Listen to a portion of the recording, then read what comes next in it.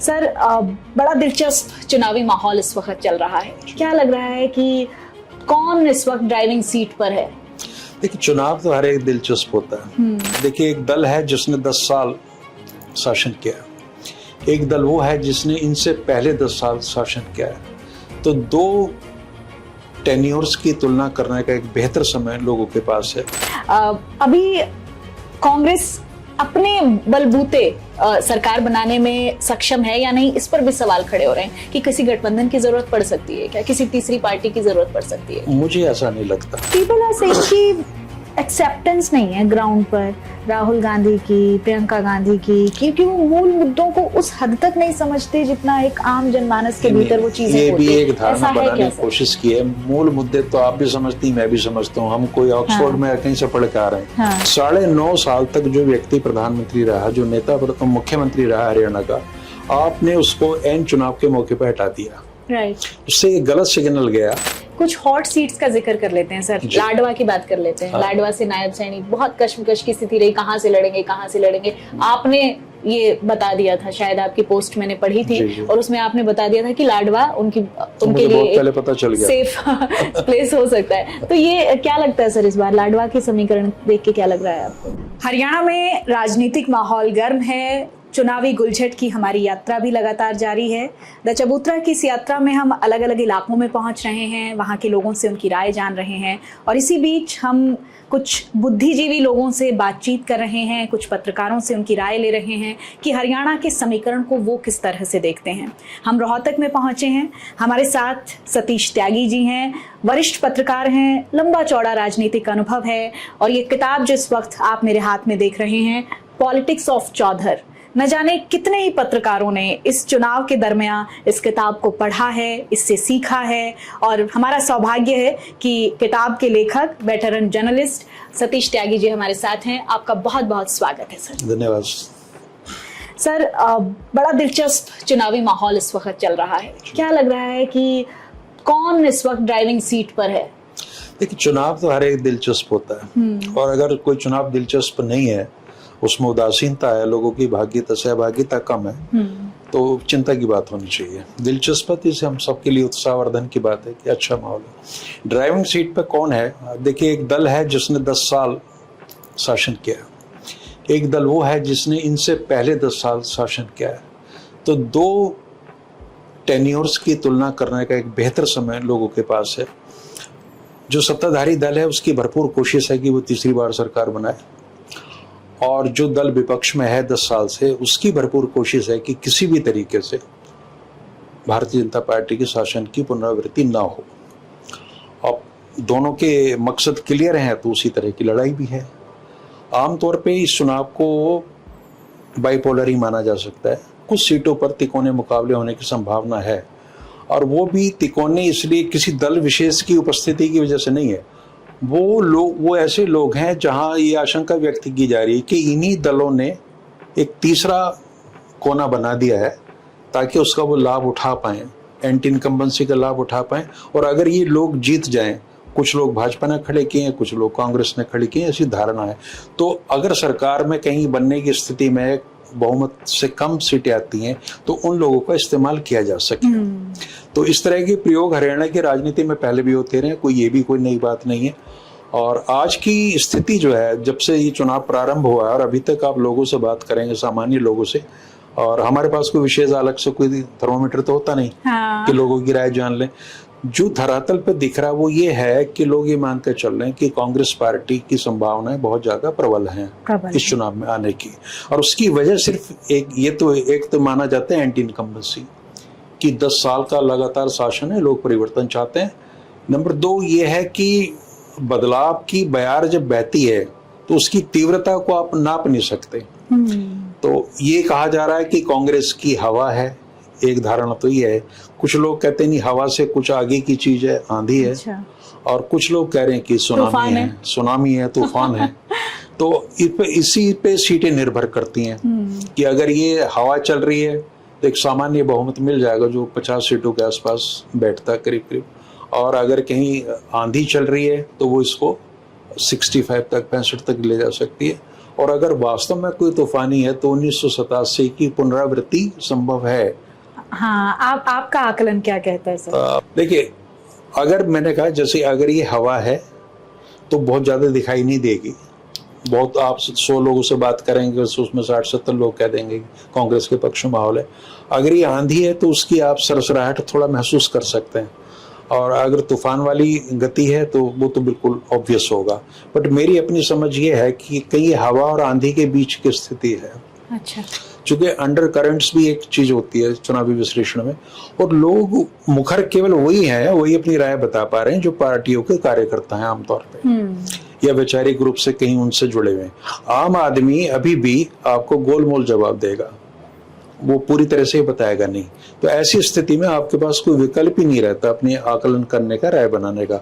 लेकिन बरसों का जो दशकों का एक अनुभव है, उसके आधार पे जो हरियाणवी समाज के प्रति हमारी एक समझ पैदा हुई है, उससे मुझे ये लग रहा है कि कहीं ना कहीं ये हवा और आंधी से के बीच की ही स्थिति है। बीच की स्थिति। तो उस स्थिति में आप ये मान के चलिए कि 60 के आसपास कहीं कांग्रेस सीटें ला सकती है। आज की तारीख में खड़ी है। बड़ा जोखिम भरा काम है इतना बोल्ड स्टेटमेंट देना, जोखिम भरा है, लेकिन आपने प्रेरित कर दिया तो इसलिए मैं कह रहा हूँ। नहीं सर, ये देखो, अनुभव आपका दशकों का अनुभव है सर, और कोई बात यूं ही नहीं निकलेगी, नो डाउट। उसमें एक आपका अपनी एक परिपक्वता है। अभी कांग्रेस अपने बलबूते सरकार बनाने में सक्षम है या नहीं, इस पर भी सवाल खड़े हो रहे हैं कि किसी गठबंधन की जरूरत पड़ सकती है क्या, किसी तीसरी पार्टी की जरूरत पड़ सकती है? मुझे ऐसा नहीं लगता। अच्छा। मेरी समझ ये है कि कांग्रेस अपने आप में सक्षम है और सरकार बना लेगी, और उसकी वजह है ये ऐसे नहीं चला। क्योंकि हरियाणा जो है छोटा प्रांत है, बावजूद इसके हरियाणा में कई हरियाणा है जी। एक हरियाणा वो है जहाँ आप हम लोग बैठे हैं जी, जो बहुत मुखर है, खुल के अपनी बात कहता है और अपने पक्ष के लिए वो लड़ भी पड़ता है। अच्छा सर, मैं आपको रोकना चाहूंगी 1 मिनट के लिए। एक जो साइलेंट वोटर है, हम भी क्योंकि ग्राउंड पर जा रहे हैं, देख रहे हैं कि कुछ लोग बहुत मुखरता से अपनी बात कह देते हैं, कुछ गोलमोल जवाब दे देते हैं जैसा कि आपने कहा, लेकिन एक वोटर है जो साइलेंट है। उस साइलेंट वोटर कितना प्रभाव डालने की पोजीशन में आपको दिख रहा है? देखिए, जो साइलेंट वोटर है वही असल में सही मायने में उसकी समझ उसके पास है। वो अपनी राय नहीं बता रहा, लेकिन वो राय बना चुका है। मेरी समझ ये है कि जब चुनाव घोषित होता है, मेजॉरिटी समाज की तय कर चुकी होती है कि उन्होंने कहाँ जाना है। उसके बाद ये जो प्रचार होता है, बड़े बड़े नेता आते हैं, माहौल बनता है, और कुछ ऐसी ताकतें होती हैं जो दिखाती हैं कि जब इलेक्शन उठ गया है, अब नीचे बैठ गया है, अब खींच गया है, अब उसकी हवा है, उसकी हवा। ये जो फोर्सेस होती है एक्चुअल में कहीं कुछ होती नहीं, और ऐसा माहौल बनाया जाता है जो पार्टियां बनाती हैं। असल में अगर हम पहले दिन से देखें, उसकी वजह मैं आपको बता रहा हूँ कि 9.5 साल तक जो व्यक्ति प्रधानमंत्री रहा, जो नेता मुख्यमंत्री रहा हरियाणा का, आपने उसको एन चुनाव के मौके पर हटा दिया। राइट। उससे एक गलत सिग्नल गया। आपने पता नहीं किन कारणों से, क्या होगा उस राजनीतिक दल के शिखर नेतृत्व ने, लेकिन मैसेज ये गया कि कहीं ना कहीं उस मुख्यमंत्री की कार्यप्रणाली से लोग संतुष्ट नहीं है, ऐसा उनको लगा, या गुप्तचर संस्थानों की रिपोर्ट्स उनके पास में गई और उनको हटाना जरूरी समझा गया। ये पहला गलत मैसेज था। नंबर 2, जब आप लेके आए तो आप एक समुदाय विशेष के व्यक्ति को लेके आए, तब ये पता चला कि अब आप ओबीसी की पॉलिटिक्स करने जा रहे हैं। यानी जो परंपरागत आपका वोट बैंक है उस पे आपको भरोसा नहीं रहा, और आप एक नया वोट बैंक इजाद करके मुख्यमंत्री के जरिए, और आपकी पकड़ उस पर आप कोशिश कर रहे हैं उसको लाने की। शुरू से मुझे ऐसा लगता है जैसे भाजपा एक डैमेज कंट्रोल में लगी हुई है, कि उनको रिजल्ट पता है कि ये होगा, अब उसको कितना मिनिमाइज किया जा सके उस नुकसान को, तो उन तौर तरीकों पे काम कर रही है। इस वक्त जो भाजपा की परिपाटी चल रही है, जो कार्यशैली चल रही है, जो तैयारी चल रही है, क्या वो डैमेज कंट्रोल की सिचुएशन दिखती है क्या? अभी भी डैमेज कंट्रोल ही चल रहा है। ओके। और तीसरा, जब टिकटों का वितरण हुआ तो ऐसा संदेह गया कि तमाम सारी सीटें ऐसी हैं जिन पे भारतीय जनता पार्टी ने कांग्रेस के गणित को समझ के, कि कांग्रेस के कैंडिडेट को हमारा कैंडिडेट तो नहीं हरा पाएगा, लेकिन अगर हमें कोई ऐसा व्यक्ति मिल गया जो 20, 25, 30, 40 हजार वोट ले ले, कांग्रेस के वोट काट दे, तो उसको हमें फायदा मिल जाएगा। तो करीब करीब ये मान के चलिए आप 20 से ज्यादा सीटों पे भारतीय जनता पार्टी ने ऐसा गणित लगाया है। ये भी, इससे भी उनकी कमजोरी सिद्ध होती है। अभी गणित में वो सफल होंगे या नहीं होंगे वो अलग बात है, बट वो कर रहे हैं। तो मैं जो ये कह रहा हूँ कि जब इस तरह के मैनिपुलेशन होते हैं ना, लोग भी को समझते हैं, ऐसा नहीं है कि मूर्ख लोग हैं, उनको सब पता है कि कहाँ किस विधानसभा क्षेत्र विशेष में किस तरह की रणनीति अपनाई जा रही है। और जो चीजें लोगों की समझ में आती है मैं उसको मास्टर स्ट्रोक वगैरह नहीं मानता। जब समझ में आ रहा है तो उसमें है क्या। तो फ्रॉम डे 1 टिल टुडे केवल और केवल डैमेज कंट्रोल नजर आता है। प्रधानमंत्री यहाँ आ रहे हैं, उनकी लोकप्रियता किसी जमाने में 10 साल पहले मैं सोचता हूँ वास्तव में बहुत ज्यादा थी, लेकिन आज उनकी जनसभाओं में उनको जनसभा कहना बड़ा मुश्किल हो जाता है, भीड़ कम जुट रही है। हाँ, अभी अमित शाह आए थे। हाँ। तो वो गली मोहल्लों में करने पड़े कार्यक्रम। तो ये कहीं ना कहीं सबसे बड़ा क्या है इसमें कि जो जिस व्यक्ति ने 9.5 साल नेतृत्व दिया है जी, उनकी स्थिति तो ये है कि वो ड्राइंग रूम में करने लगे सभाएं, जहाँ बामुश्किल 50-60 लोग जुटते हैं। और वहां पे भी उनकी जो खींच है, जो झल्लाहट है, वो साफ दिखती है कि कोई प्रश्न कर दे जो उनको सूट नहीं कर रहा, अनुकूल नहीं कर रहा, तो वो बिफर पड़ते हैं और सुरक्षा कर्मियों को आदेश देते हैं कि इसको बाहर निकालो। तो 9.5 वर्ष हरियाणा जैसे प्रांत में अगर किसी ने नेतृत्व दिया है और उसने वास्तव में कुछ उपलब्धियां अर्जित की हैं, तो उसको एक नेता बनना चाहिए जी। हरियाणा का मुख्यमंत्री देखिए, भूपेंद्र सिंह हुड्डा जब 2005 में आए थे वो भी नेता नहीं थे, लेकिन वो 10 साल मुख्यमंत्री रहे, मेहनत की धरातल पे, तो वो नेता बन गए। आज उनकी स्थिति है कि हरियाणा छोड़िए, वो दिल्ली में भी 1-1.5 लाख लोगों की जनसभा करा सकते हैं, वो राजस्थान में भी करा सकते हैं। लेकिन मनोहर लाल खट्टर जो 9.5 साल मुख्यमंत्री रहे, उनकी स्थिति इतनी खराब है, भीड़ जुटाने की क्षमता उनकी शून्य है, और वो कहीं भी हरियाणा के किसी भी शहर में अपने बलबूते पे 2-4 हजार लोगों को इकट्ठा कर लें, इसमें भी मुझे संदेह है। तो लोग इस चीज को बारीकी से नोट करते हैं जी। कि आप चलिए ठीक है, आपके कार्यकर्ता आपको यशस्वी, लोकप्रिय, तमाम चीजें बताते हैं, लेकिन आम आदमी में आप सिद्ध तो नहीं कर पा रहे उन चीजों को। आज होना ये चाहिए था। अगर मैं तब ये मानता कि भाजपा की लहर है या बड़ी अच्छी स्थिति है, जब खट्टर साहब बिना किसी केंद्रीय नेतृत्व के, ना अमित शाह की जरूरत पड़ती ना मोदी जी की पड़ती, और यहाँ पे इतनी बड़ी जनसभाएं करते जिनकी चर्चा राष्ट्रीय मीडिया में हो रही होती। और इतने समय तक आप मुख्यमंत्री रहते हो, तो वो पैठ, वो मजबूती जो है, वो आपकी काम आ सकती है। तो जितने बिंदु मैंने आपको गिनवाए हैं, उस सबसे ये लग रहा है कि भारतीय जनता पार्टी कमजोर है, और न सिर्फ कमजोर है, उसका नेतृत्व, चाहे प्रादेशिक हो या केंद्र का नेतृत्व, उसने कहीं ये मान लिया कि हमारी स्थिति बेहद कमजोर है। और ये जब आदमी इस तरह की धारणा बना लेता है कि हम कमजोर हैं, तो वो उसके जो कार्यशैली में वो चीजें नजर आने लगती हैं। और भाजपा की इस स्थिति को हरियाणा के लोग बखूबी समझ रहे हैं। अब जहां भी जाइए ग्रामीण क्षेत्रों में, हरियाणा तो मूलतः ग्राम प्रधान प्रदेश है, वहां से जिस तरीके से नेताओं को, प्रत्याशियों को भगाया जा रहा है और बड़े बड़े नेताओं को भी नहीं टिकने दिया जा रहा, तो उससे बिल्कुल चीजें साफ हैं। अभी कांग्रेस पार्टी जिस सिचुएशन में आपको दिख रही है सर, कि आप कह रहे हैं, हालांकि वो आकलन के बारे में कि 60 सीटें ले आएगी कांग्रेस पार्टी, किन किन सीटों पर आपको लग रहा है कि हाँ यहाँ पेच फंस सकता है, ये सीटें कांग्रेस के लिए मुश्किल रहने वाली हैं, या इन सीटों पर कहीं ना कहीं तालमेल नहीं बैठ पाएगा? देखिए, सभी सीटों के बारे में तो कहना मुश्किल है, 90 सीटें हैं, कहाँ क्या आकलन करेंगे।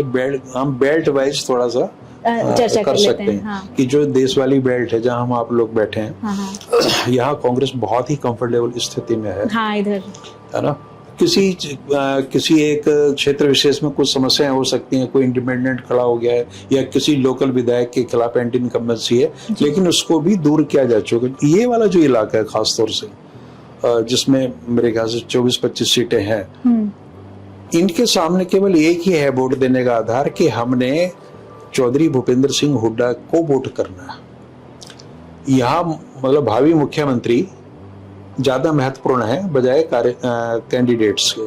तो अगर कोई लोकल एंटी इनकम्बेंसी है भी किसी विधायक के प्रति, तो वो इस वजह से खारिज हो जा रही है कि लोगों ने ये तय किया कि हमने हुड्डा सरकार की वापसी करनी है। अभी हम बस स्टैंड पर लोगों से मिलके आए सर, और उन्होंने कहा कि हम तो विधायक भी हुड्डा साहब को बनाएंगे और मुख्यमंत्री भी हुड्डा साहब ही होंगे हमारे, तो रोहतक से होंगे। तो ये जो दीवानगी है लोगों के भीतर, ये कहीं ना कहीं साफ थोड़ा बयान तो कर रही है। मैं निसंकोच कहने की स्थिति में हूँ कि हुड्डा साहब आज की डेट में सबसे लोकप्रिय नेता है, और लोकप्रियता का पैमाना एक तो लोग उनके साथ हैं, भीड़ को जुटाने की क्षमता उनमें है, और एक उनमें जो उनकी वरिष्ठता है, आयु के साथ मिली, उसके प्रति लोगों में सम्मान है, और तीसरी उनकी ये है कि उनके सामने कोई है नहीं, इतने बड़े कद का कोई नेता है नहीं। विकल्प गढ़ने की कोशिश तो हो रही है, लेकिन वो कामयाबी नहीं मिल पा रही है सर।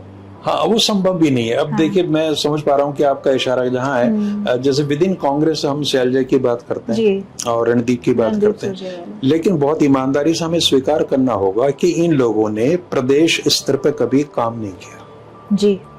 शैलजा जी के सामने विपक्ष की सरकार थी, भाजपा की सरकार थी, वो जिस समाज विशेष से आती है वो उसका उत्पीड़न हर समय होता रहता है। ऐसे मौके उनके पास थे बहुत करने के कि जब वो अपने समाज की लड़ाई लड़ सकती थी, और असल में वो उनके समाज की क्या, वो कांग्रेस की ही लड़ाई थी।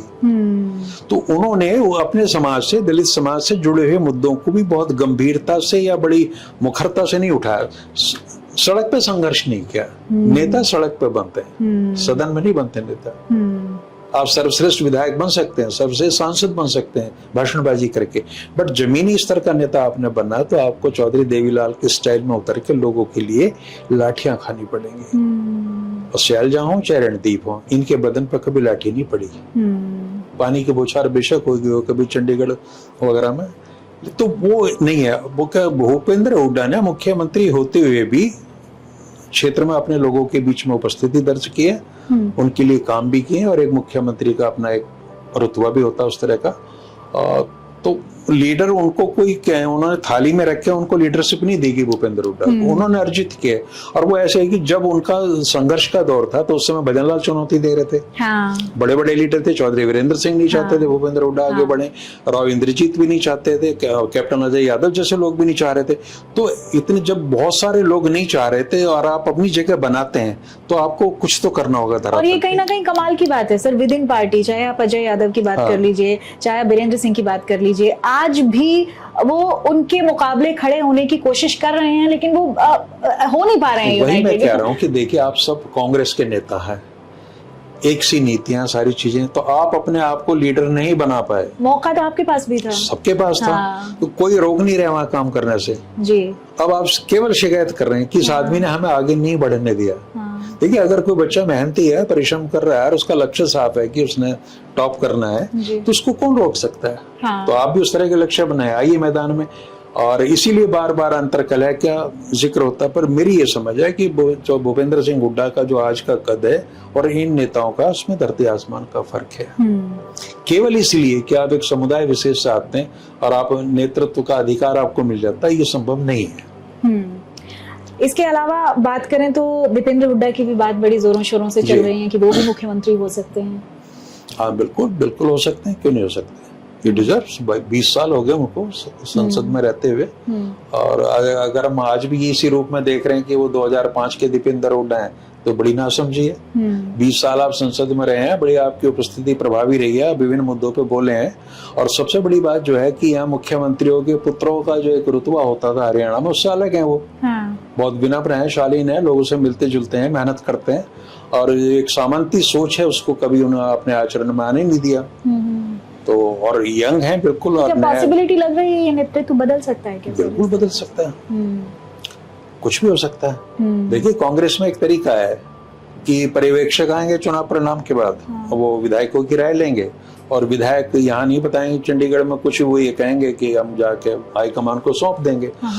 उसके बाद में एक चिट निकलेगी किसी लिफाफे में से। तो मुझे इस बात से मुझे कुछ विचित्र नहीं लग रहा है कि उस चिट पे अगर दीपेंद्र हुड्डा लिखा हो, अच्छा, तो मुझे कोई आश्चर्य नहीं होगा। अच्छा, ये कमाल की बात है सर, सही बात है।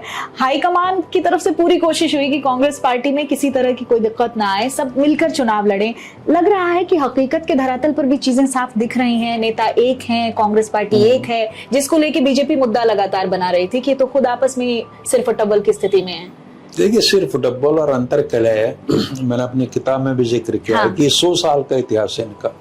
कांग्रेस की विजय की संभावनाओं पे कभी अंतरकलह का असर आज तक नहीं पड़ा, जो मेरा अध्ययन कहता है। हर समय गुटबाजी रही है, आज से नहीं, आजादी के टाइम से हो रही है। 1920 से जब से हमारे चुनाव शुरू हो रहे हैं, और आजादी के उस दौर में भी, आजादी के बाद जब पंजाब का हिस्सा थे, ये गुटबाजी हमेशा रहेगी। और इस गुटबाजी का मेरी समझ ये है कि कांग्रेस को लाभ मिलता है।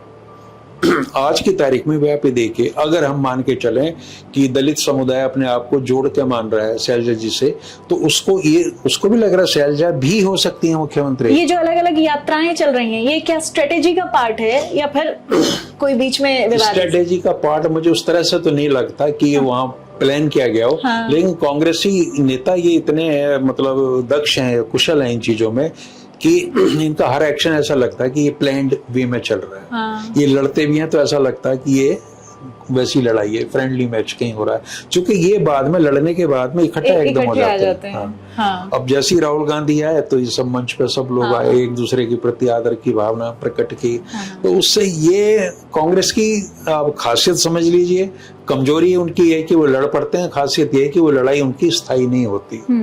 कुछ लीडर्स जो बीच में छोड़कर गए, चाहे किरण चौधरी का जिक्र कर लें या जो वो अपने इस्तीफे में लिख कर गई, वो तमाम बातें क्या कोई प्रभाव डालेंगी या कुछ है लगता है? नहीं, कुछ नहीं होता। देखिए, एक माहौल बनाया था इन्होंने। सबसे पहले जो SRK गुट था उससे जुड़े लोग और दो दर्जे के लोग थे, वो ये कर रहे थे कि भूपेंद्र सिंह हुड्डा को संदिग्ध बना रहे थे कि ये भाजपा की बी टीम है।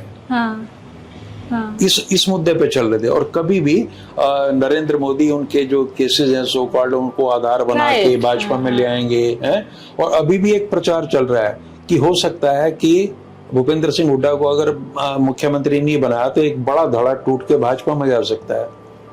ये प्रचार सारा भाजपा का है। अच्छा। कांग्रेस के अंदर तो इस तरह की कोई धारणा है नहीं कि ये होगा नहीं होगा, तो अपने ही लीडर को उन्होंने डाउटफुल बनाया पहले।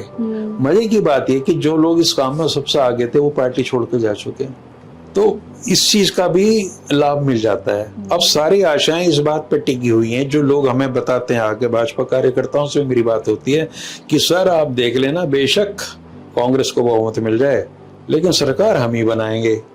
मतलब ये गणित मेरी समझ से बाहर है कि बहुमत उनको मिले और सरकार तुम बना लो। तो उनकी आशाएं यहाँ टिकी हुई है कि ED CBI की कार्रवाई होगी बहुत ज्यादा और भूपेंद्र सिंह हुड्डा खुद को बचाने के लिए और इस बीच कुछ बयान भी ऐसे आ जाते हैं। अभी JP दलाल के बयान का हम जिक्र करने कि अगर सरकार बन गई 6 महीने हम चलने नहीं तो इस तरह का जो माहौल बनता है वो भी बना हुआ है। पर चुनाव में सारी चीजें चलती रहती है और लोग ना समझ नहीं, उनको पता है कहाँ से क्या हो रहा है। ये जो लोकसभा चुनाव से एक वेव चली सर, 50-50 की पोजीशन बनी, उससे क्या कोई फर्क दिखता है लोकसभा का, विधानसभा का? कोई उससे फर्क ये पड़ा कि कांग्रेस 0 पे थी और भाजपा की 10 की 10 सीटें थी। कांग्रेस 5 पे आ गई और भाजपा 10 से 5 पे आ गई। तो एक चीज बिल्कुल क्लियर इंडिकेशन था कि लोग कांग्रेस के खिलाफ तो नहीं है। यानी आधे हरियाणा में 5 लोकसभा क्षेत्रों में तो वो जिता रहे हैं। उसमें भी सबसे महत्वपूर्ण जीत थी दीपेंद्र सिंह हुड्डा की, क्योंकि लंबे अरसे से भारतीय जनता पार्टी ने जो प्रयोगशाला बनाई थी सोशल इंजीनियरिंग की, जाट बनाम गैर जाट का जो ध्रुवीकरण की राजनीति चल रही थी, उसको रोहतक ने लोकसभा के चुनाव में पूरी तरह से ध्वस्त कर दिया। अगर दीपेंद्र हुड्डा की जीत का मार्जिन 25,000 50,000 भी होता तो मैं समझता कि सोशल इंजीनियरिंग कुछ हुई है, ध्रुवीकरण हुआ है। लेकिन 3.5 लाख वोटों से जीतने का मतलब ये है कि रोहतक की जनता ने पूरी तरह से इस सोशल इंजीनियरिंग को खारिज कर दिया और ध्रुवीकरण जैसी कोई चीज नहीं हुई। और अगर रोहतक जो सबसे ज्यादा कुख्यात था इस मामले में, जहां एक एपिसेंटर बनाया था पिछले चुनाव में विरोधियों ने, है ना, और उसके रिजल्ट भी आए थे। ऐसे नहीं कि वो केवल हवा में था कि अरविंद शर्मा उनको हराने में कामयाब हो गए थे। लेकिन ये जो पुनरावृत्ति हुई है इस चीज की दोबारा से कि भाई 3.5 लाख वोटों से जो जिताने वाली बात है, इससे तो कोई भी इसका ये अर्थ निकालेगा कि जो वो सारी चीजें विफल हो गई हैं जो ध्रुवीकरण के प्रयास हुए थे। और अगर हरियाणा रोहतक जैसे क्षेत्र में समझ गए यहाँ के लोग राजनीति को, तो इसके रिफ्लेक्शन हरियाणा के और जगह भी मिलेगी देखने। लेकिन ये भी कह देते हैं कि रोहतक तो गढ़ है, रोहतक का इलाका, सोनीपत आपका गढ़ी किलो, ये तो हुड्डा साहब की का ही प्रेमिसेस है। देखिए, गढ़ की जो धारणा है राजनीति में तो बहुत पुरानी है, कब से चली आ रही है। ये गढ़ तब कहाँ था जब 5 चुनाव लगातार आ रहे थे भूपेंद्र सिंह हुड्डा और उनके परिवार के लोग, उनके पिताजी हारे, उनके बड़े भाई हारे, खुद वो 2 चुनाव हारे जी। और ये तब हारे जब चौधरी रणवीर सिंह के साथ जो इतिहास जुड़ता वो तब भी जुड़ा हुआ था कि वो 8 सदनों के सदस्य रहे, कॉन्स्टिट्यूएंट असेंबली में थे, बड़े लीडर थे, 52-57 का चुनाव जीता था। उस सबके बावजूद भी ये क्षेत्र उनको नेता नहीं मान रहा था।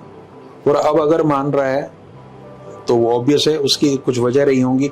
तो गढ़ बदलते रहते हैं।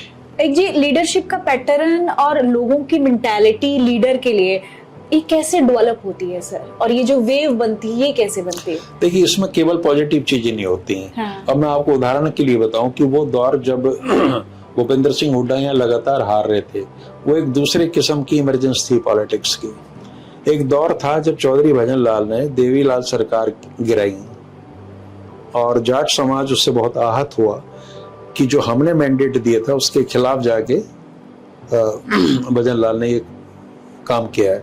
तो यहाँ उद्देश्य ये हो गया कि हमने भजन लाल को सबक सिखाना है। भजन लाल को सबक सिखाना है तो हमने चौधरी देवीलाल को मजबूत करना, जिताना है। और चौधरी देवीलाल को अगर आपने मजबूत करना है तो जाहिर सी बात है फिर भूपेंद्र सिंह हुड्डा या उनके परिवार के जो लोग हैं उनको दूसरे स्तर पर रखना है, क्योंकि बदला तो वहां लेना है। तो भजन लाल को परास्त करने का लक्ष्य तभी प्राप्त हो सकता था जब चौधरी देवीलाल जीते। वो किया भी उस एरिया ने। फिर थोड़े समय बाद में राजनीति, जैसे महम कांड हो गया 1990 का, हालात इतनी तेजी से बदले, माहौल ये हो गया कि पूरा क्षेत्र अगेंस्ट हो गया चौधरी देवीलाल की। उस समय इमरजेंस हुई है भूपेंद्र सिंह हुड्डा की। इस क्षेत्र के लोगों ने कहा कि अब हमें अपना नेतृत्व चाहिए। हमने देवीलाल की मदद भी कर ली है, वो बदला भी ले लिया है, सारी चीजें होगी, लेकिन अब हमें अपना आदमी चाहिए। तो ये सोच आते ही आप देखिए 3 चुनाव लगातार लोकसभा के भूपेंद्र सिंह हुड्डा ने उनको हरा दिए। तो समय है, माहौल है, परिस्थितियां हैं, उससे कोई लीडर बनता है, बिगड़ता है।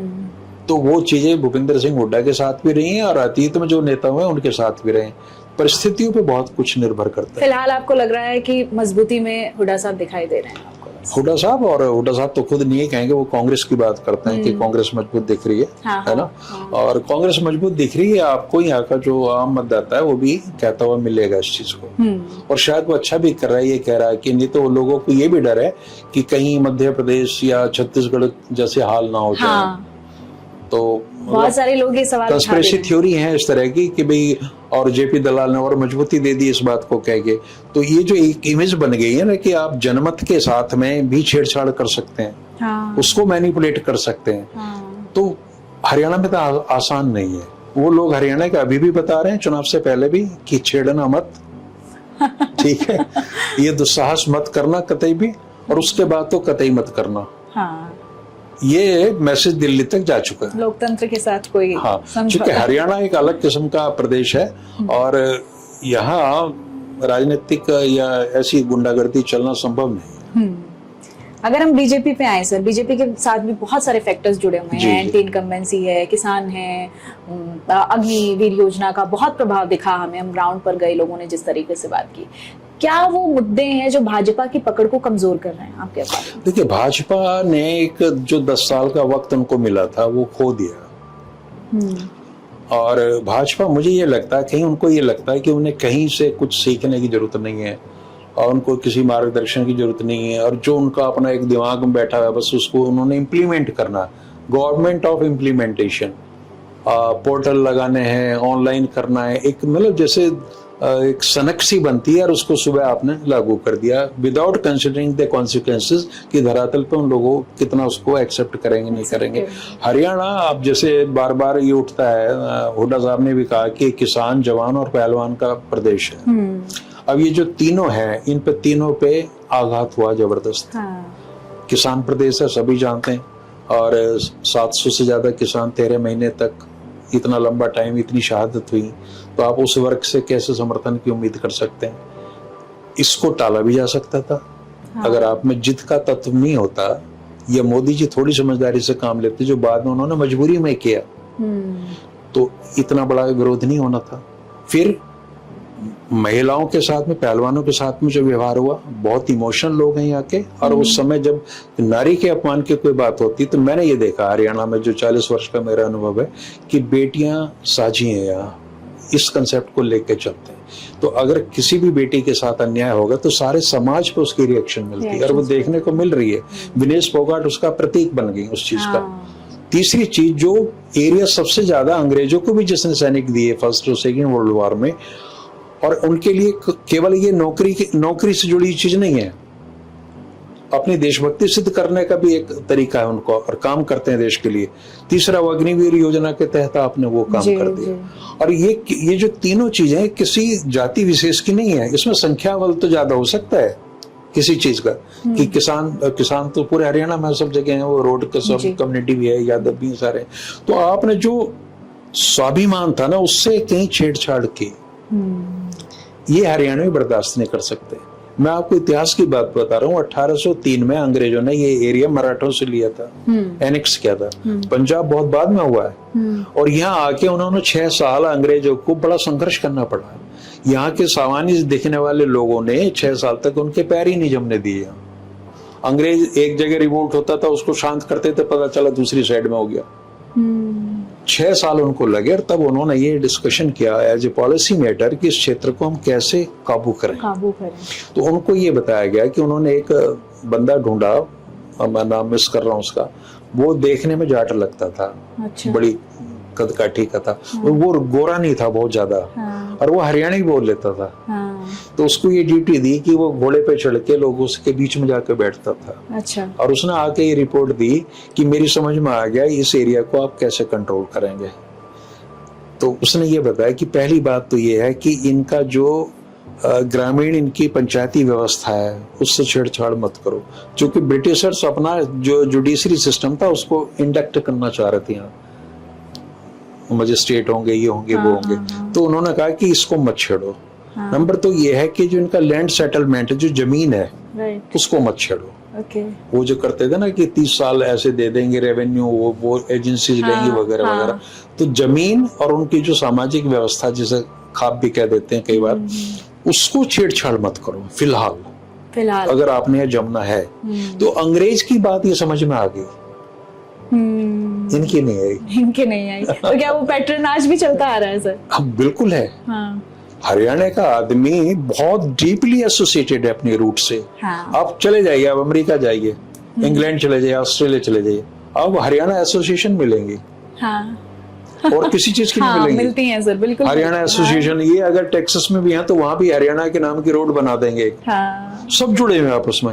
अपनी इतना रूट से, इस गहराई से हर इमोशनल लेवल पे जुड़ना। मैं सोशल मीडिया में देखता हूँ कितनी वीडियोस वहां की आती हैं। वो अपने गांव की बात करते हैं।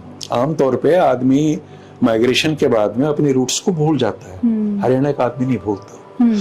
उसकी कल्चर उसको याद रखती है हमेशा।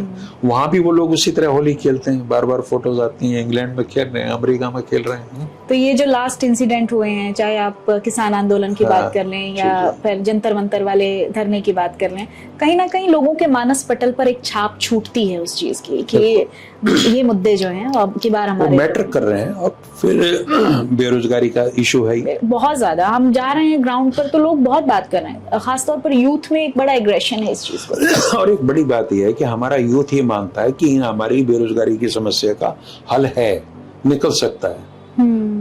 उसको पता है कि हमारे रिसोर्सेज क्या हैं। उससे आप रास्ता पूछिए, वो बता देगा कि हमारी बेरोजगारी कैसे दूर होगी। हरियाणा का हर बच्चा बता देगा आपको। लेकिन आप उसकी चाहत को आपके कहीं कार्यक्रम में जगह ही नहीं मिलती। आप उसी से पूछ लो कि भी क्या करें, ये तो हमारे लिए तो समस्या है, आप क्या समाधान निकालते हो, वो आपको बता देगा।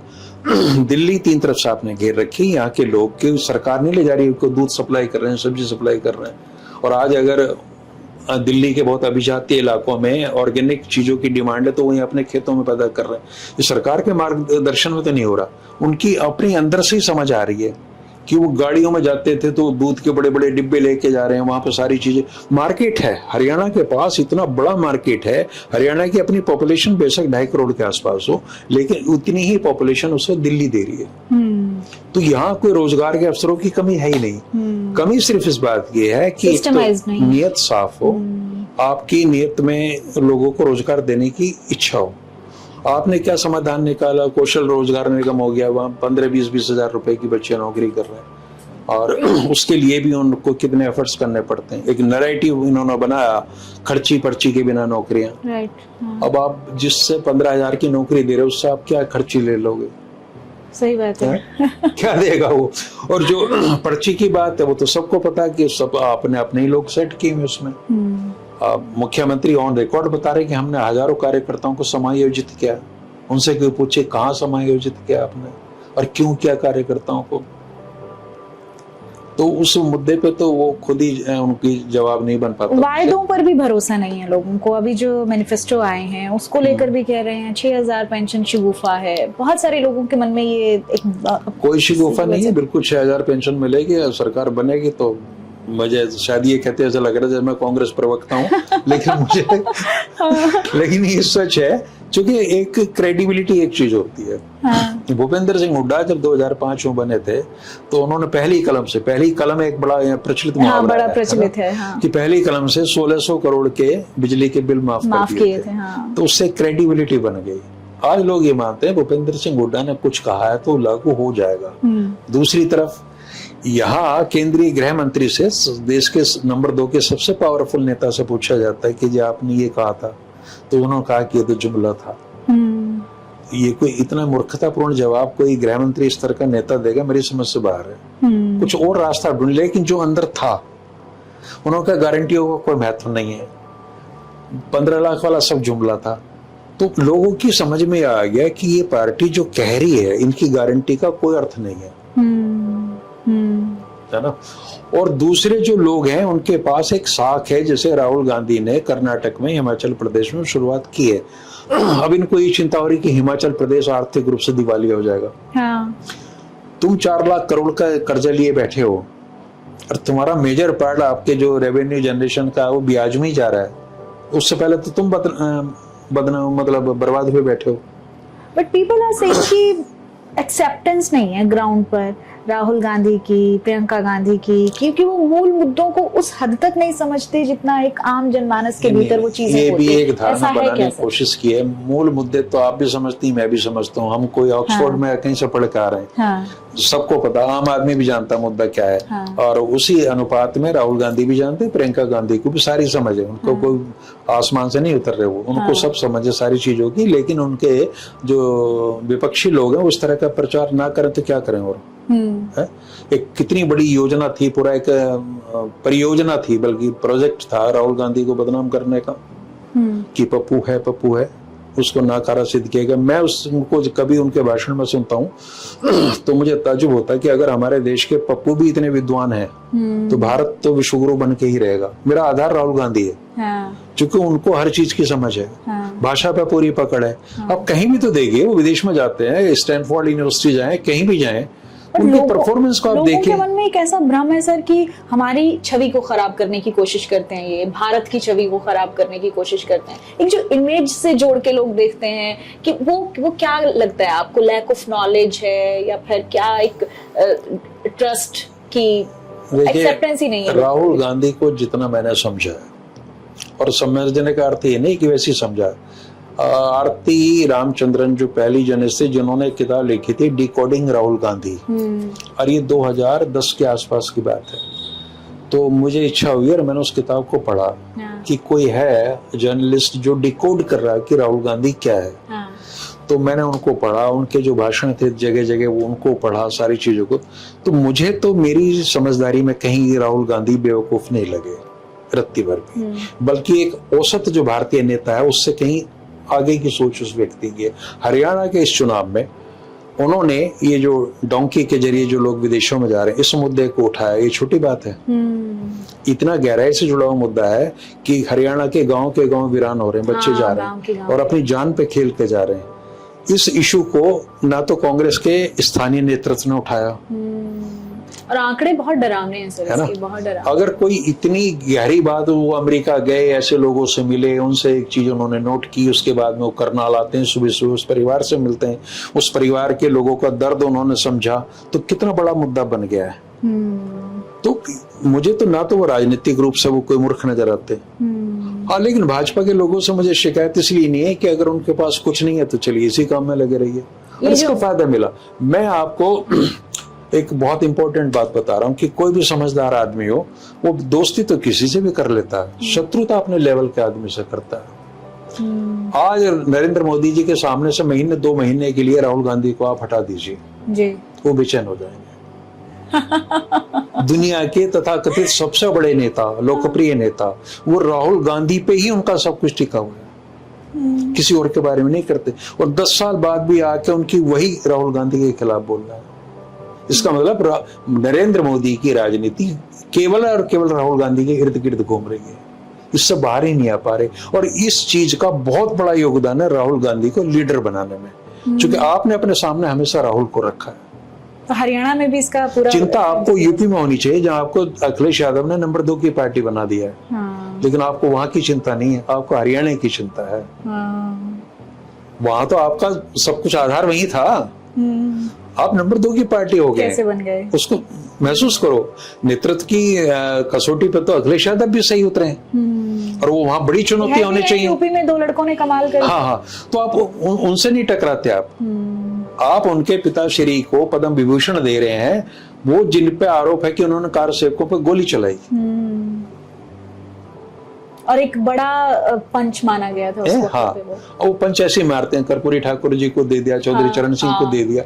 ये जो पॉलिटिक्स है ना इस तरह की भाजपा की, इससे लोग समझते हैं सब। और मैं आलोचना नहीं कर रहा, मैं उनसे ही अपेक्षा कर रहा हूं कि वो इन चीजों को सुधारें, क्योंकि एक बिल्कुल दूसरे ध्रुव की राजनीति भारत में बहुत जरूरी है। अगर बीजेपी राइट विंग की पॉलिटिक्स कर रही है तो यहाँ एक लेफ्ट विंग का मजबूत होना बहुत जरूरी है, और अगर लेफ्ट यहाँ होगा तो उसके लिए राइट भी होना चाहिए। उनकी राजनीति के मैं खिलाफ नहीं हूँ, बैलेंस। हमें एक मजबूत दक्षिणपंथी दल चाहिए, ताकि जो अगर वामपंथियों के वजूद के लिए भी वो बहुत जरूरी है। अगर 2 ध्रुवों के बीच की राजनीति करनी है तो भाजपा के खत्म होने की कामना हम नहीं कर रहे, क्योंकि इस प्रोसेस में हमारे आम आदमी की समझ बढ़ती है कि राइट ठीक है या लेफ्ट ठीक है, या कहीं बीच का रास्ता हमारे लिए ठीक है। तो भारत की राजनीति शुरू से ही इसी दौर में चली है। आप राष्ट्रीय आंदोलन का भी चरित्र देखेंगे तो वो यही रहा कि विभिन्न विचारधाराओं को उन्होंने समाहित किया एक जगह, और एक ही मंच पे मैं कहता हूँ कांग्रेस और हिंदू महासभा और मुस्लिम लीग के तो शुरुआती दौर में सारे कार्यक्रम एक ही पंडाल में होते थे। हाँ। इतनी विविधता थी। तो भारत की सोच ये है कि हमने सबको साथ लेके चलना है, सबको साथ लेके चलना है, तो एक दूसरे के बारे में हमें अपनी जानकारी को बढ़ाना होगा। राइट, वजूद से मुझे दिमाग में ये बड़ा शब्द बहुत महत्वपूर्ण है। हरियाणा के लिहाज से भी बहुत डिसाइसिव मोड पे बहुत सारे लीडर अब की बार रहने वाला है, उनका करियर रहने वाला है। क्या लगता है सर आपको कि इलेक्शन किन किन नेताओं पर भारी रहने वाला है? देखिए, एक तो जनरेशनल चेंज होगा इस आपको अगले चुनाव में ये कहने वाले लोग बिरला मिलेंगे कि मेरा आखिरी चुनाव है। ओके, चूंकि वो एक नई पीढ़ी आ रही है जो 40 से 50-55 के बीच के है, और उसके पास ये बहाना नहीं है इमोशनल कि मैं तो मर जाऊंगा, है ना, और आखिरी बार ये दे दे। तो एक नई जनरेशन अब इसको कैप्चर करेगी हरियाणा की पॉलिटिक्स को। वो हर एक दल में नए चेहरे आएंगे। अब ये सही समय है कि वो ये सोच लें कि चेहरे तो नए हैं, एक नई सोच का और निर्माण कर लें बीच में बैठ के, क्योंकि राजनीति कोई पर्सनल एनिमिटी का विषय तो है नहीं। मैं तो ये भी कामना करता हूं कि भाजपा के, कांग्रेस के, इनेलो के जो भी तमाम लोग हैं वो आपस में हमेशा मिलते रहें, संवाद करें वहीं पे बैठ के, और ये करें कि आप नया हरियाणा 21वीं सदी के तीसरे दशक का, चौथे दशक का हरियाणा कैसा होगा, इन मुद्दों पर बातचीत करें। राजनीति ये है। और एक जो बड़ा चिंता का विषय ये है सबसे बड़ा, कि जो हमारा युवा नौकरी और तबादलों के चक्कर में या ठेकेदारी के चक्कर में जो इर्द गिर्द परिक्रमा करता है नेताओं की, इससे बहुत छवि खराब हो रही है। तो कोई कंक्रीट काम करें, कोई ठोस योजना बनाए, सारे दलों के लोग मिलकर आपस में बनाए। कोई मना नहीं कर रहा है इस चीज को, कहीं से भी शुरुआत कर लें, अगर बशर्ते उनके दिमाग में कहीं हरियाणा के कल्याण की योजना है, हरियाणा को आगे ले जाने की योजना, तो सारी चीजें हो जाएंगी। दूसरी क्या बात है कि जो स्टेक होल्डर्स और हैं समाज में, डॉक्टर्स हैं, इंजीनियर्स हैं, प्रोफेसर्स हैं, आईटी के सेक्टर में काम करने वाले लोग हैं, उन सबको आप इन्वॉल्व करो उस प्रोसेस में। पॉलिटिकल लोग शुरुआत करें, उनसे पूछें। के अलावा इन्वॉल्वमेंट ही नहीं, भागीदारी ही नहीं है। पार्टिसिपेशन का और लोकतंत्र तो एक दूसरे का पर्याय है। अगर पार्टिसिपेटरी डेमोक्रेसी नहीं है तो उसका कोई अर्थ ही नहीं है। तो अब जो समाज के, तो कोई मना नहीं कर रहा, हर शहर में, हर गांव में या क्षेत्र विशेष में वहां की समस्याओं को लेकर तमाम राजनीतिक दलों के लोग मिलें और चर्चा करें आपस में। इसके देखिए, सदन तो आपका 2.5-3 दिन चलता है, और 4 बार चला दिन में 15, ज्यादा 20 दिन का सदन एक साल में होता है। लेकिन राजनीति तो हमेशा सतत चलने वाली चीज है ना। तो आपके प्रोफेसर हैं यूनिवर्सिटी, जहाँ पर उनको जीवंत बनाइए, वहां पर चर्चा की इन सारी चीजों की। बिल्कुल, वहां से कुछ चीजें निकलेंगी। आप ये मान कीजिए, हमने युवाओं को दिशा देना, यार तुम कौन दिशा देने वाले, उनसे पूछ लो, शायद उनके बाद तुम्हारे लिए दिशा हो। सही बात है। Who are you to decide कि हमने ये इनका अच्छी कल्याण बात कही करना सर है? आपने, बिल्कुल अच्छी ये बात बिल्कुल नई जनरेशन के लोग हैं, इनका एक ग्लोबल एक्सपोजर है। हम लोगों से जो वो कहता था ना मिल्टन वर्ड्सवर्थ कि child is the father of man, वो सच था। मुझे भी समय लगा ये मानने में, लेकिन सच था। सच था। मेरी तो सारी आशा है, मैं तो नई पीढ़ी को ये मान के चलता हूँ ये लोग सक्षम हैं, बहुत ज्यादा हमसे काबिल हैं और इनके पास सारी चीजें हैं। ये कॉन्फिडेंस हमारी पॉलिटिकल लीडरशिप में भी होना चाहिए। लेकिन हरियाणा की जनता में नए नेतृत्व को लेकर कहीं ना कहीं एक कश्मकश की स्थिति रहती है सर। जैसे अभी अब अदर पार्टीज का भी जिक्र कर लें, चाहे जननायक जनता पार्टी है वो जो कह रहे हैं कि भाई कोई भविष्य नहीं है, INLD है, बसपा साथ में है, या फिर आम आदमी पार्टी का आप जिक्र कर लें, दूसरी पार्टीज को आप कैसे देख रहे हैं सर? ये जो विकल्प की बात होती है, एक अल्टरनेट की बात होती है, देखिए मेरी समझ ये है कि कोई भी राजनीतिक दल अगर वो एक आइडियोलॉजी के तहत बना तो कभी खत्म नहीं होता। हाँ। हो सकता है 10-20 साल वो लोग डोरमेंट स्टेज में रहे। इस चुनाव में तो नहीं है। हाँ। क्योंकि ताजा गुस्सा है। अच्छा। हाँ। दूसरे क्या होता है कि हमारे एसएमनी दुष्यंत चौटाला US से MBA किया हुआ उन्होंने, दीपेंद्र हुड्डा भी केलॉग यूनिवर्सिटी से पढ़ के आ रहे हैं, MBA करके आ रहे हैं, नवीन जिंदल भी विदेश से पढ़ के आ रहे हैं। तो ऐसा नहीं है। और कुलदीप बिश्नोई का बेटा है वो भी LSE से है ना, पढ़ के आ रहा है। लेकिन ये वहां से जो सीख के आते हैं उसका इम्प्लीमेंटेशन यहाँ तो कहीं नहीं है। वहां डेमोक्रेटिक वैल्यू सिस्टम को अप्रिशिएट करते हैं, यहाँ आके फ्यूडल अप्रोच रखते हैं कि किसी कार्यकर्ता का फोन छीन कर यूं मार दोगे। उनको लगता है कि जनता का मिजाज हमें तो ये भी ऐसे ही रहना। हमें ये भी सोचना पड़ेगा कि हमारे जो नेताओं के जो पुत्र बाहर जा रहे हैं विदेशों में शिक्षा लेने, जब वो लौट के आते हैं तो यहाँ जैसे क्यों हो जाते हैं? वो अपने बाप को ही बीट करना चाहते हैं इस मामले में, बदतमीजी में, है ना, मूर्खताओं में। तो जो बाहरी एक्सपोजर हुआ उसका हमें क्या लाभ मिला? आज हम उस बिंदु पे हरियाणा आ गया है कि जब हमें सब लोगों को बैठ के कोई ना कोई समाधान निकालना पड़ेगा कि आने वाले हरियाणा की दिशा क्या हो। ये चुनाव एक हमें मौका दे रहा है चिंतन का, मनन का, कि हम इन सब तमाम मुद्दों पर बातचीत करें। समस्या हमारी आइडेंटिफाइड है, रिसोर्सेज हमें पता है क्या है ना, चैलेंजेस क्या है वो भी हमें पता है। समाधान कोई बाहर से कोई नॉन बायोलॉजिकल नहीं आएगा। नॉन बायोलॉजिकल सदियों में कभी कभार आते हैं और वो चले जाते हैं, फिर उनको भी जाना होता है। तो इन व्यवहारिक समस्याओं का बिल्कुल व्यवहारिक हल निकालने के लिए हमें कहीं ना कहीं चिंतन मनन करना होगा। ये आरोप प्रत्यारोप और गाली गलौज करना, ये राजनीति का एक छोटा सा हिस्सा हो सकता है। इस चुनाव में आपको लग रहा है कि भाई कोई भूमिका नहीं होगी इन अदर पार्टीज की, या फिर इनेलो है या बसपा? हाँ, ये इलेक्शन मूलतः बाइपोलर है। और कुछ सीट्स पे जो है वो स्पॉन्सर्ड लोग हैं इस तरह के, या तो वो बागी होने की वजह से आ गए हैं, लेकर उनकी भी एक संभावना नजर आ रही है। ऐसा लग रहा है कि वो किसी की संभावना नष्ट कर देंगे। बट मैं आपको एग्जैक्ट फिगर बताने की स्थिति में हूँ कि 8 से 10 सीटें ऐसी हैं जहाँ ये डैमेज होगा, इसके अलावा कहीं नहीं होने वाला। 8 से 10 कौन सी सीटें होंगी? कोई भी हो सकती है 8 से 10। थोड़ा बहुत कुछ इलेबोरेट करना चाहिए। है इधर उधर है, नाम तो मुझे भी याद नहीं है, बट मोटा मोटा मुझे लग रहा है कि जहाँ बहुत इंडिपेंडेंट, बड़ा मजबूत सा लग रहा है, आर्थिक रूप से संपन्न है, तो वो कहीं ना कहीं किसी का नुकसान करने की स्थिति में है। और उसके बाद जब स्थिति बनती है सर एक दल से दूसरे दल में शामिल होने की, तो वहां आपको संभावना किसकी ज्यादा नजर आ रही है? उस समय जिसके साथ ज्यादा MLAs होंगे उसके साथ चले जाएंगे। हाँ। अभी देखिए ना कि अब एक नाटक हुआ, कांग्रेस ने कुछ लोग निकाले हैं पार्टी से बाहर, बागी। भाजपा ने भी निकाल दिया अगले दिन। तो इस बात को कौन गारंटी देगा कि ये जो निकाले अगर ये जीत गए तो इनको वापस नहीं लोगे? मॉरली तो नहीं होना चाहिए ना। अगर मैंने निकाला है किसी को तो उसको मैं कैसे ले लूंगा सरकार बनने की स्थिति में? लेकिन ये नाटकबाजी होगी खूब जम के।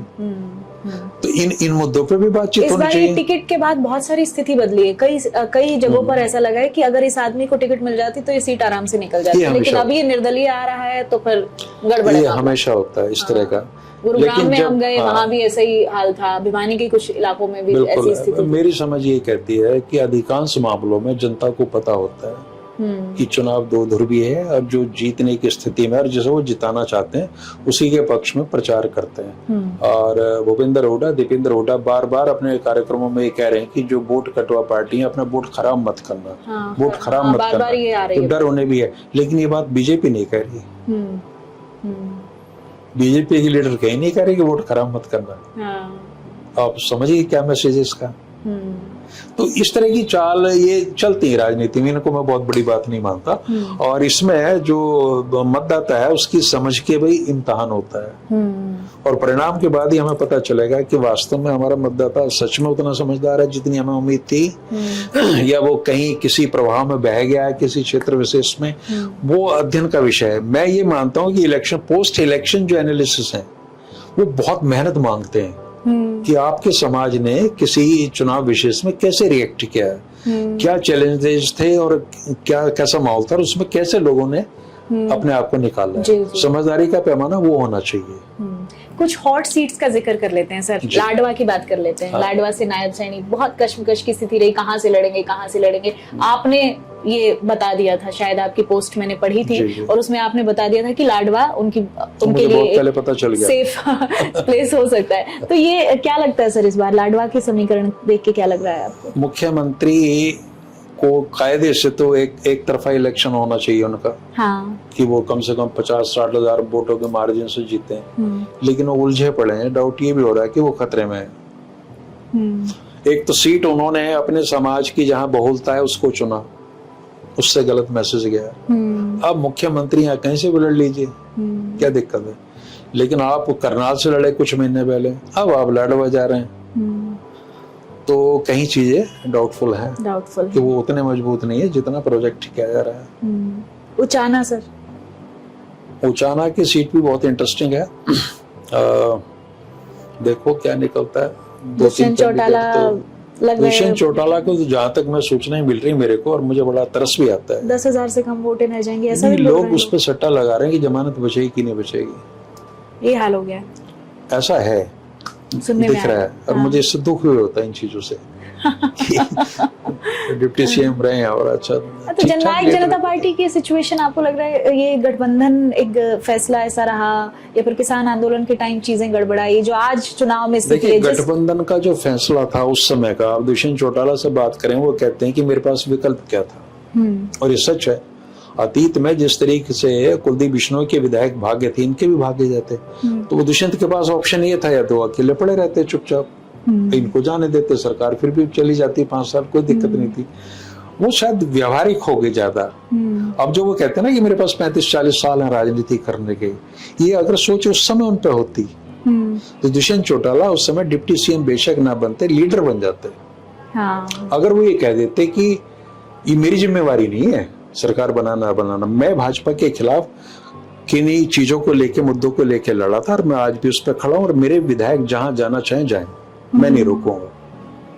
तो उस वक्त का ये फैसला आज काम आ सकता है? आज नहीं आता, वो बहुत लंबे समय के लिए लीडर बन जाते। और हरियाणा की राजनीति में जो ये डिफेक्शन, आयाराम गयाराम और जो नेगेटिव चीजें हैं, एक मैसेज ये जाता है कि एक लीडर है जो बाहर से पढ़ के आया, जो चौधरी देवीलाल की विरासत को भी संभाल रहा है, उसके पास एक नया विजन है हरियाणा की राजनीति को शुद्ध करने का। उससे एक मैसेज आता है, ही मिस्ड दैट अपॉर्चुनिटी। तो ये जो चौधरी देवीलाल की विरासत को जकड़कर मजबूती से रखने की बात हो रही है, वो कहीं ना कहीं वहां डगमगाती दिख रही है आपको उस इलाके? हाँ, वो तो जब से परिवार में विभाजन हुआ उसी समय कमजोर हो गई थी, और अब हो ही रही है। एलनाबाद भी बड़ा इंटरेस्टिंग है सर। एलनाबाद में भी लोग कह रहे हैं कि अभय चौटाला अब उस पोजीशन में नहीं है जो पहले थे। देखिए, एक हमारी धारणा रहती है, कई बार हम ये सोचते हैं कि ये इतना बड़ा नेता है, ये तो हारेगा नहीं। हाँ। लेकिन लोकतंत्र में कई बार ऐसे भी हो जाता है। मुझे तो याद है 1977 की गर्मियों की रात थी जब हमने रेडियो पे सुना कि इंदिरा गांधी हार गई रायबरेली से, और वो ऐसी शॉकिंग न्यूज थी पूरे देश के लिए कि इंदिरा गांधी चुनाव हार सकती हैं, संजय गांधी चुनाव हार सकते हैं, यूपी में एक भी सीट नहीं थी। तो जनता है कब किस समय क्या मन बना के बैठी, बड़ा कहना मुश्किल है। तो ये भ्रम पालना कि हम तो बहुत बड़े लीडर हैं, इन भ्रम को तोड़ करने का काम भी जनता ही करती है। और इस बार मुझे लग रहा है कि बहुत सारे तथाकथित दिग्गज नेताओं का भ्रम तोड़ने का मन बनाए बैठी है। जैसे सर कुछ थोड़ा बहुत बताएं।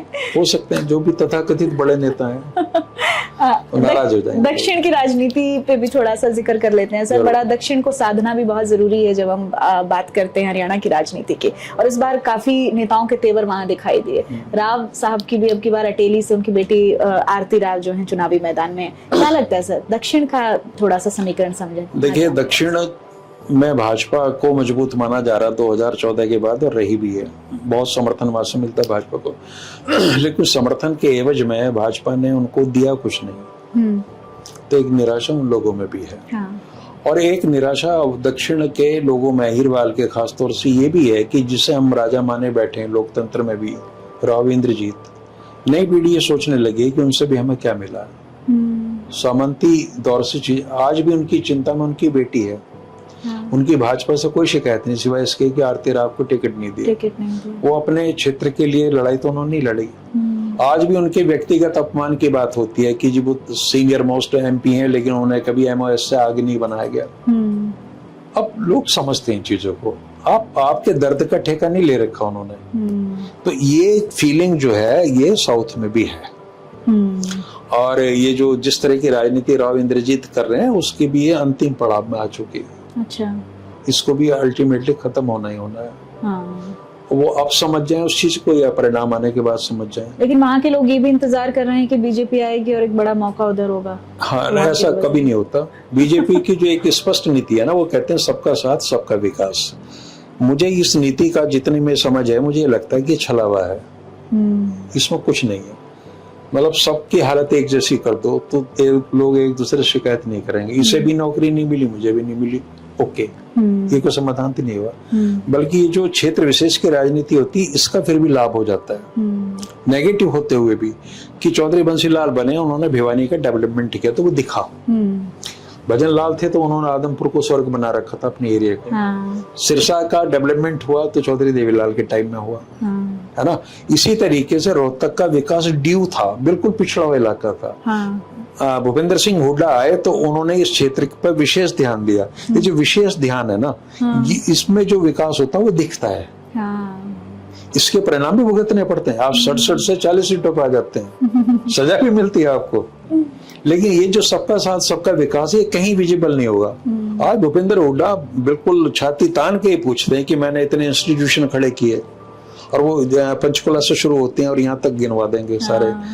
रोहतक जैसे शहर में IIM है, जो गौरव का विषय होता है, यूनिवर्सिटी है, PGI है, यहाँ की पूरा तो क्या पलट कर दिया उन्होंने। तो आप जब किसी क्षेत्र देखिए, डेवलपमेंट हमेशा फोकस्ड होता है, सबका नहीं कर देंगे। एक थोड़ा अंतिम सवाल थोड़ा जातीय समीकरण को लेकर कर लेते हैं सर, क्योंकि सारा ओबीसी सेंट्रलाइज्ड इस वक्त दिखाई दे रहा है। जो पार्टीज हैं वो ओबीसी को खुश करने में बहुत ज्यादा लगी हुई हैं। आपको लग रहा है कि ये इम्पैक्ट किस पार्टी की तरफ जाएगा, क्या रहेगा इसका? देखिए, जैसे BP सिंह थे, वो मंडल की पॉलिटिक्स लाए, तो बैकवर्ड को राजनीति में स्थान दिलाने का प्रयास तो वहां से शुरू हो गए थे। तो जो भी एक कॉम्पिटिटिव दल होता है ना, वो सोचता कि मैं किन पॉकेट्स में कर सकता हूँ पेनिट्रेशन। तो पिछड़ों में अब उन्होंने ये देखा कि पिछड़ों में कुछ ऐसी जातियां हैं जो रिजर्वेशन का या जो सुविधाएं मिल रही थी उसका मेजर चंक ले गए। हर जगह, जैसे उत्तर प्रदेश में यादव समुदाय ले गया, हरियाणा में जाट समुदाय पे आरोप लगते हैं कि वो ले गए। तो वो ये देखते हैं कि जहां बीजेपी की ये नीति रही है कि पॉलिटिक्स ऑफ डोमिनेंस के दायरे से बाहर की जो चीजें हैं, जैसे एक कम्युनिटी में देख लो कि ये वाला हिस्सा है, इसकी डोमिनेंस चल रही है 20-30 साल से। तो जो नॉन डोमिनेंट है, जिनको लग रहा है कि उनको एक असंतोष है कि हमें हमारा शेयर नहीं मिला, तो उनको सेट करो। तो उसी प्रक्रिया में ओबीसी कम्युनिटीज के आइडेंटिफिकेशन हुए। और जब नायब सिंह सैनी को बनाया गया था, तब भी मेरी समझ ये थी कि किसको केवल हरियाणा को टारगेट करके नहीं बनाया गया, इसको पूरे उत्तर भारत में आधार बनाना था। आप देखिए, मध्य प्रदेश में यादव मुख्यमंत्री आ गए थे, और उत्तर प्रदेश में आदित्य जो है हमारे योगी जी, उनको कोई हटा नहीं सकता। राजस्थान में आपने ब्राह्मण मुख्यमंत्री दे दिया। तो पूरी नॉर्थ बेल्ट में आपको एक प्रांत हरियाणा ऐसा था जहां आप ओबीसी चीफ मिनिस्टर दे सकते थे। तो एक ही निशान, मतलब तीर से कई निशाने साधने वाली बात थी कि इससे ओबीसी जो बैठा हुआ उत्तर प्रदेश में उस तक भी मैसेज आएगा, बिहार में भी मैसेज आएगा, और हरियाणा में हमारा ये सद जाएगा। नियत साफ नहीं है, टारगेटेड चीजें हैं, ये कर लेंगे वो कर लेंगे। हरियाणा के ओबीसी समाज में सैनी समाज की 2.5 से 3% की भागीदारी है मात्र, और ये जबकि इसको ये माना जा रहा है कि 35-36% है। तो जो 32-30% की जो और जातियां हैं, उनमें भी एक इंटरनल कंपटीशन है। यहाँ ओबीसी के नाम पर चर्चा क्या होगी, आप देख लेना, जो राज्यसभा लोग भेजे गए कश्यप, प्रजापत, जांगड़ा। सैनी तो अब उनको इम्पोर्टेंस मिली, पहले नहीं थी, है ना। तो विद इन ओबीसी भी प्रॉब्लम चल रही है। तो ये मान के चलना कि नायब सिंह सैनी की वजह से हरियाणा का पूरा ओबीसी कम्युनिटी जो है भाजपा के साथ आ जाएगी ना। उनके अपनी राजनीति के बहुत अंतर विरोध हैं, बहुत ज्यादा हैं। और ये जो बहुत क्लोजली निट होती है ना, वहीं पे संघर्ष चलते हैं। हरियाणा में आप एक नई चीज देखेंगे, भाजपा ने क्या काम करा कि उन्होंने देखा कि जाट बहुल क्षेत्र है, लेकिन इसमें एक गोत्र विशेष की प्रधानता है। तो उन्होंने देखा दूसरे नंबर का गोत्र कौन सा है। जैसे बेरी में कादियान चले आ रहे हैं लंबे टाइम से, तो उन्होंने अहलावत पॉलिटिक्स को प्रमोट किया कि हम अपना कैंडिडेट अहलावत देंगे। तो विद इन कम्युनिटी ये जो चल रही चीजें कि भाई इस डोमिनेंस से लोग परेशान हो गए। मैंने सुना भी बहुत लोग कहते थे कि कब तक कादियान को झेलते रहेंगे, अब हमारी भी नंबर आएंगे, अलावत का आएगा। अगर उसमें तीसरे नंबर पे कोई गुलिया गोत्र है या कोई इस तरह के गोत्र है, वो कहेंगे हम भी आएंगे। अच्छा, फिर वो अपने समीकरण जुटाते हैं कि अलावत प्लस ये वाले इकट्ठे हो जाओ तो हम कादियान को ऐसे मार देंगे, है ना, और दूसरा कुछ हिस्सा वहां से उठा लेंगे। जो तो गणित ऐसे होते हैं ना, जोड़े तोड़ने के। तो ये हमारे समाज की किसी जमाने में स्ट्रेंथ रही होगी और शायद अभी भी थोड़ी बहुत है, लेकिन हमें इस राजनीति से बाहर आना पड़ेगा। बदल गया है पैटर्न, लगता है थोड़ा बहुत। नहीं, अभी तो है। इस इलेक्शन में भी खूब जम के सारी चीजें हो रही हैं। दूसरे पैसे का बहुत ज्यादा इन्फ्लक्स है, बहुत ज्यादा महंगी इतनी राजनीति हो गई है कि आपको राजनीति अगर हरियाणा में करनी है सामान्य सीट पे विशेषकर, तो फाइनेंशियली साउंड का मतलब ये है कि साउंड भी छोटा शब्द पड़ जाता है कि आपके पास खर्च करने के लिए 20-30 करोड़ रुपए होना चाहिए, तब वो जाकर चुनाव दिखता है लुटाने के लिए। चलते चलते आपको मैं एक बता दूं, एक निर्दलीय प्रत्याशी की सूचना मेरे पास है कि उन्होंने पूरे स्कूल्स जितने उनके इलाके में उनके ड्राइवर और कंडक्टर्स को अप्रोच किया, जो कि आमतौर पे वो आर्थिक रूप से विपन्न लोगों से वर्ग से आते हैं, और उन सबको उन्होंने 2-2 हजार रुपए कैश और एक चांदी का सिक्का और मिठाई का डिब्बा दिया हाथ जोड़ के। और उन लोगों में उन्होंने ये कहना है, मेरे दोस्तों ने मुझे बताया कि वो कहते हैं कि हम तो इस आदमी को वोट करेंगे क्योंकि उसने हमारा दर्द समझा है। ये मुद्दे होने चाहिए कि क्या इस तरीके से वोट को मैनिपुलेट करना चाहिए या क्या हमारी जनता को होना चाहिए। लेकिन इस पे मैं देख रही हूँ कि हरियाणा में बहुत सारे निर्दलीय प्रत्याशी जो हैं वो बड़ा जोर लगाते हैं, और उसकी एक नाराजगी जब दिखाई देती है लोगों के भीतर, जब पार्टी अपना कैंडिडेट उनके अलावा किसी और को उतार देती है, फिर वो निर्दलीय मैदान में आते हैं। आपको लगता है कि जब एक पारिवारिक वंशवाद चला आ रहा है और उसमें एक साथ फैक्टर ये भी आ जाता है कि जो लोग काम करवाते हैं और फिर वो टिकट की एक्सपेक्टेशन करते हैं उनको मिलती नहीं है, उसका मानसिक छाप छूटती है क्या? ये रूटीन हो गया इस तरीके का। मैं आपको बताऊं, हरियाणा की हर सीट रिजर्व है, 90 की 90 सीटें रिजर्व हैं। आप ये देखिए, मान लीजिए जैसे रोड कम्युनिटी है, उनकी 2 सीटें रिजर्व हैं। सैनी कम्युनिटी की 3-4 एमएलए उनके आ जाते हैं, यादव के 8-10 आ जाते हैं, जाट 25 से 30 के बीच आ जाते हैं। शहरी क्षेत्रों की अलग ही बनिए की सीट है, ये पंजाबी की सीट है। कोई एक सीट आप मुझे बता दीजिए कि जो रिजर्व ना हो। तो वहां जो नॉन रिजर्व कैटेगरी के लोग रह रहे हैं उनमें असंतोष तो होगा। मेरा क्या फॉल्ट है कि मैंने एक ऐसी कम्युनिटी में जन्म लिया है जहां उसका बहुमत नहीं है, तो मैं तो वो ड्रीम भी नहीं देख सकता जी। मैं तो असल में लोकतंत्र तब मानूंगा जब आप बहुलता वाले क्षेत्र में, ये बिल्कुल कम संख्या वाले लोग हैं, वो अपनी दावेदारी ठोकें और जो बहुजन समाज है जिसका ज्यादा, उसके समर्थन से वो लोग जीत गए। होना तो ये चाहिए ना जी। कि किसी माले जाट बहुल क्षेत्र है तो वहां से कोई जांगड़ा या सैनिक क्यों नहीं बनता। तो अभी आपने इस बिंदु से उस बिंदु तक की यात्रा करनी है, तब लोकतंत्र सफल होगा। असल लोकतंत्र वो है, अभी तो सिर्फ ये है कब्जा करना है और इससे बाहर नहीं जाने देना। बहुत गंभीर बात बता रहे हैं सर, और बहुत बड़ी बात कर रहे हैं। जो कल्पना आप कर रहे हैं वो कल्पना साकार हो, ये हमारा भी एक सपना जरूर है। पॉलिटिक्स ऑफ चौधर लिखते लिखते एक अंतिम सवाल में ले लेती हूँ सर। हालांकि बहुत देर से चर्चा चल रही है और ये अंतहीन चर्चा चल सकती है क्योंकि सर के पास इतना ज्ञान का भंडार है। इस किताब के लिखते लिखते बहुत सारी चीजें बदली होंगी सर, और अभी क्या लगता है आपको कि जब आप लिख रहे थे तब भी तब्दीलियां हो रही थी, अब नेक्स्ट किताब की क्या रूपरेखा रहने वाली है? देखिए, बदला कुछ नहीं, मुझे दुख है इस बात का कि कुछ बदल नहीं बदला रहा नहीं। और ऐसा नहीं बदल रहा कि जो मुझे फिर से अध्ययन करके मुझे इसमें शामिल करना पड़ा हो। तो कभी कोशिश करूंगा दोबारा से लिखने की चीजों की, बट कहीं कहीं थोड़ी सी होप नजर भी आती है। ऐसा भी नहीं कि पूरी तरह निराश ही हूँ। हाँ। और वो होप मुझे केवल अपनी युवा पीढ़ी से नजर आती है कि जो पढ़े लिखे लड़के हैं, बाहर जा रहे हैं, जिनका एक्सपोजर है, वो इस सोसाइटी के लिए कुछ करना चाहते हैं और उनमें ये जाति पाति की चीजें भी बंधन ढीले हो रहे हैं, बहुत हद तक ढीले हो रहे हैं। विदेशों की यात्रा आप करते रहते हैं, वहाँ का कल्चर जब देखते हैं तो थोड़ी तकलीफ मैं नए लड़कों को कहता हूँ, मैं उनसे नाम पूछता हूँ तो अपना फर्स्ट नेम बता के चुप हो जाते हैं। हाँ। बहुत अच्छा लगता है। मेरे जमाने में लोग कहते थे, बड़ी प्राउड के साथ बताते थे कि अपने नाम के आगे सिंह, फलाना, ढिमकाना, ये इतने ना। तो आज की नई जनरेशन में तो मुझे चेंज नजर आ रहा है। हाँ। और मुझे उन्हीं से उम्मीद है। हाँ। चलिए, इसी उम्मीद पर देखिए दुनिया कायम है और हम चाहते हैं कि ये जो सर ने बातें बताई हैं वो कहीं ना कहीं इम्प्लीमेंट होती दिखाई दें, जल्द दिखाई दें। ये किताब जो आप मेरे हाथ में देख रहे हैं, युवाओं के लिए भी और जो भी राजनीति को, हरियाणा की राजनीति को समझना चाहते हैं, उन लोगों के लिए भी बहुत ही जरूरी किताब है। आप इसको खरीद सकते हैं और पढ़िएगा जरूर। हरियाणा की राजनीति को समझने के लिए मुझे नहीं लगता कि इससे बड़ा कोई दस्तावेज इस वक्त दिखाई देता है। बहुत बहुत शुक्रिया सर आपका हमारे साथ जुड़ने के लिए।